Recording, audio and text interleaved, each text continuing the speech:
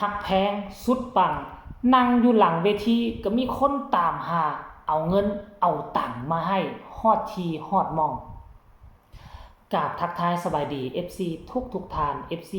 ทุกคนเนาะมาพบมาพ้อกับค่อยเจเบาลาวคลิปนี้มาช่วงแรงๆแน่จักหน่อยนึงเนาะหลังจากที่เจเบาลาวก็บุกนักมอดไฟดับไฟป่าที่มันไหม้มาฮอดหลังบ้านของเจเบาลาวหาก็จะมีเวลามาเฮ็ดคลิปเฮ็ดครบมาทักทายสบายดีบรรดา FC แฟนคลับบ่ว่าจะเป็นอุ๋งอิงหักแพงแล้วก็น้องอาอายนั่นเองเนาะท่านผู้ชมเนาะหวังว่าทุกคนก็จะบ่หลงบ่ลืมกันเนาะห่างกันไปเพียงแค่ 2-3 ชั่วโมงแล้วก็กลับคืนมาพบมาพ้อกันเช่นเก่าเช่นเคยให้ทุกคนระมัดระวังเด้อเฮือนผู้ใดก็ได้ช่วงนี้ไฟฟ้ามันร้อนหลายเครื่องใช้ไฟฟ้าก็ร้อนเฮือนผู้ใดเป็นเฮือนหมอกเฮือนไหม้มันมีโอกาสที่จะไหม้ไม่แป้นและลามเข้าไปสู่หลังคาเนาะท่านผู้ชมเพราะฉะนั้นแล้วทุกคนต้องมีสติระมัดระวังตัวเจบ่ลาวนี่เฮ็ดคลิปเกี่ยวกับไฟไหม้ตลอดมีอีกช่องนึงเกี่ยวกับช่องเจบ่ลาวก็บ่คิดบ่ฝันว่ามื้อดีขึ้นดีมีมื้อนึงเฮาจะได้หิ้วคุแล่นข้ามกำแพงไปดับไฟป่าอยู่หลังบ้านตนเองจักแม่นผู้ใดเป็นผู้มาจุดมือบ่อนแท้เอาว่าเนาะท่านผู้ชมเนาะต้องมีสติระมัดระวังตัวได้คันว่ามื้อนี้คันเจบ่ลาวบ่อยู่เฮือนนี่จะเป็นหมดใดหมดแฟนเจบ่ลาวก็ออกไปขายของและโชคดีที่มื้อนี้เจบ่ลาวอยู่ทั้งบ้านมีเวลาเฮ็ดคลิปแน่แต่ละมื้อบ่ได้อยู่บ้านก็เลยว่ามีโอกาส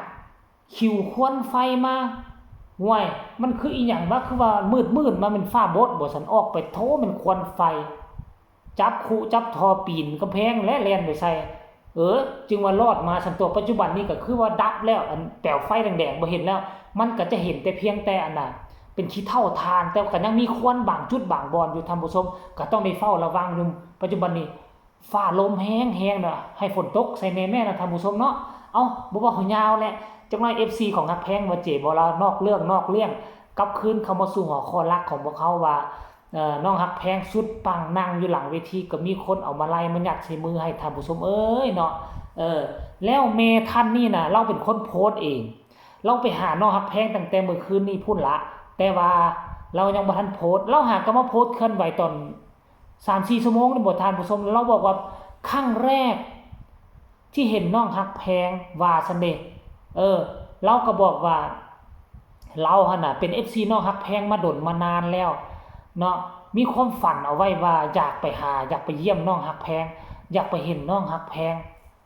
กับโตกับตาเนาะอยากไปจับมือถือแขนที่ผ่านมาเห็นแต่อยู่ทั้งโทรศัพท์เห็นแต่ทั้ง YouTube เห็นอยู่แต่แอปฟอกแอปฟ้าแต่ว่ามันก็บ่จุใจเพิ่นว่าน่ะบ่จุใจแล้วเพิ่นก็ไปซอกไปหาน้องฮักแพงเมื่อคืนนี้สาวน้อยลำเพิ่นโชว์น่าจะแสดงอยู่ใกล้กับบ้านทานหรือบ่ทานก็เลยไปแล้วก็ได้ไปถ่ายรูปกับบ่าวตุ้ยซึ่งเป็นพ่อฮักคนนึงแหละที่ฮักน้องฮักแพงด้วยจิตด้วยใจบ่หวังผลตอบแทนพร้อมเป็นทุกอย่างให้น้องฮักแพงได้พร้อมเสียสละทุกอย่างให้น้องฮักแพงได้ค่อยอยากให้ FC พ่อฮักแม่ฮักของน้องฮักแพงหมดสุผู้สุคนเป็นคือบ่าวตุ้ยนี่นะบ่าวตุ้ยเป็นบุคลากรที่สำคัญผู้นึงของสาวน้อยเพชรบ้านแพงอยากให้ทุกคนบ่เป็นคือบ่าวตุ้ยก็อยากให้มันได้เสี้ยวนึงของบ่าวตุ้ยค่อยคิดว่าเนาะชีวิตของน้องฮักแพงมันจะราบรื่น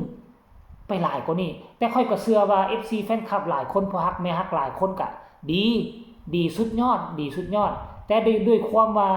บ่ได้อยู่มอบ่ได้ใกล้ชิดกันก็เลยบ่สามารถมาดูแลน้องฮักแพงได้คือกับบ่าวตุ้ยสำหรับบ่าวตุ้ยนี่เรามีทั้งหน้าที่ของเราเนี่ยคุมงานอยู่ในวงมีทั้ง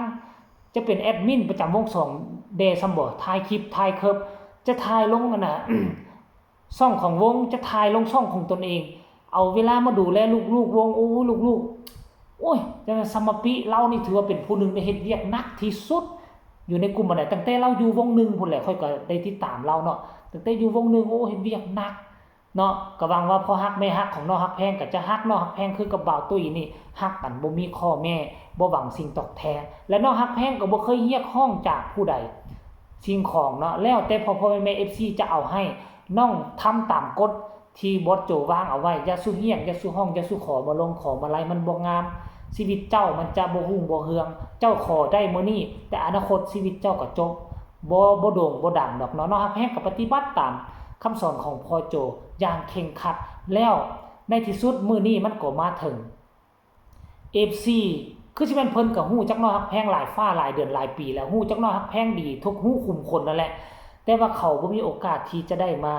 พบปะสร้างสรรค์บ่ได้มายืนอยู่หน้าเวทีบ่ได้มาหาบ่ได้มาเจอน้อยฮักแพงแบบโตเป็นๆมื้อนี้มีโอกาสยกกันมาทั้งครอบทั้งครัวตัวค่อยเห็นตามที่เบิ่งฮู้เพิ่นประมาณ3คนบ่ท่านผู้ชม3คนเอิ้นว่าครอบครัวนึงเนาะมาหาน้องฮักแพงมาบ่มาล่าได้เอามาลัยมายัดใส่มือให้ตามที่ค่อยเบิ่งนี่ 1,000 กว่าบาทท่านผู้ชมเนาะเป็นมาลัยจากน้ำใจความจริงแล้วนะบ่จำเป็นต้องให้น้องฮักแพงก็ดีอกดีใจแล้วที่พวกเจ้าเสียสละเวลาพวกเจ้าเอาเงินซื้อน้ำมันใส่รถหั่นขี่รถมาเสียเวลาเสียทั้งน้ำมันเสียทั้งบัตรที่ซื้อบัตรเข้าชมบาทสุดท้ายแล้วยังมาเสียเงินให้กับตัวศิลปินซึ่งน้องฮักแพงในใจลึกๆแล้วให้ก็ได้บ่ให้ก็บ่เป็นหยังน้องยินดีต้อนรับเนาะบ่แม่นว่าเอาเงินให้แล้วจึงจะถ่ายรูปนำบ่แม่นน้องฮักแพงบ่เป็นคนนั้นมาด้วยจิตมาด้วยใจน้องฮักแพงก็อยู่นำพวกเจ้าด้วยจิตด้วยใจต้อนรับพวกเจ้าด้วยจิตด้วยใจเช่นเดียวกันแต่ว่าเนาะถ้าหากว่าผู้ใดมีเงินเหลือทงเหลือไทยเหลือใช้เหลือจ่ายท่านผู้ชมก็ควรจะซัพพอร์ตศิลปินเหล่านี้แน่เพราะว่าเขามาเฮ็ดแบบนี้มันคือวิชาอาชีพของเขาถ้าหากว่าพ่อๆแม่ๆผู้มีเงินบ่ซัพพอร์ตบ่ให้นั่นหมายความว่าเขาก็บ่มีรายรับเขาบ่มีรายรับเด้เขาบ่มีเงินเดือนในท่านผู้ชมเขาบ่มีเงินเดือนเขามีเพียงเงินมื้อและซ้ำบ่หนำที่น้องฮักแพงอยู่กับวงใหม่เป็นวงที่ค่อนข้างบ่ทันดังงานบ่ทันหลายไปมื้อนึงพัก2มื้อลักษณะแบบนี้หั่นน่ะบ่ซั่นไปมื้อนึงก็ได้แต่มื้อนึงพัก2มื้อรายรับขาดไป2มื้อแล้วเอาเงินที่ไปขึ้นเวทีมื้อนึงไปซื้อข้าวซื้อเครื่องซื้อของ 2-3 มื้อมันก็หมดแล้วเด้เนาะน้องฮักแพงต้องเลี้ยงพ่อเลี้ยงเมียเลี้ยงปู่เลี้ยงย่าเลี้ยงครอบครัวทางบ้านนอกจากน้องฮักแพงแล้วยังมีศิลปินคนอื่นถ้าหากผู้ใดพอมีเงินเหลือทงเหลือใช้เหลือจ่ายเอามามอบให้น้องฮักแพงแล้วก็เอาไปหยิบยื่นให้ผู้อื่นแน่จัก10-20 บาทพอเป็นเงินให้เขาซื้อข้าวซื้อน้ำกินซื้อสบู่ซื้อเครื่องใช้ส่วนตัวเนาะเพื่อเป็นการซัพพอร์ตเขาทุกข์เขายากอดหลับอดนอนเพื่อสร้างความสุขให้พวกเขาเจ้าค่อยได้เบิ่งเพราะฉะนั้นแล้วโอ้ค่อยก็ดีอกดีใจนำที่มีพ่อฮักแม่ฮักที่บุกมาหาหลังเวทีว่าบ่เคยเจอจักเทื่อหาเจอครั้งแรกนั่นหมายความว่าเป็นเป้าหมายอันนึงในชีวิตของเขาได้เห็นแล้วมักแล้วได้เห็นแต่อยู่ในโทรศัพท์มักแล้วมีความตั้งใจอยากไปได้คือค่อยก็อยากข้ามมาทางประเทศไทยอยากมาเจออุ๋งอิงฮักแพงน้องอาย3คนนี้ค่อยต้องเจอให้ได้แต่ตอนนี้ค่อยอยากให้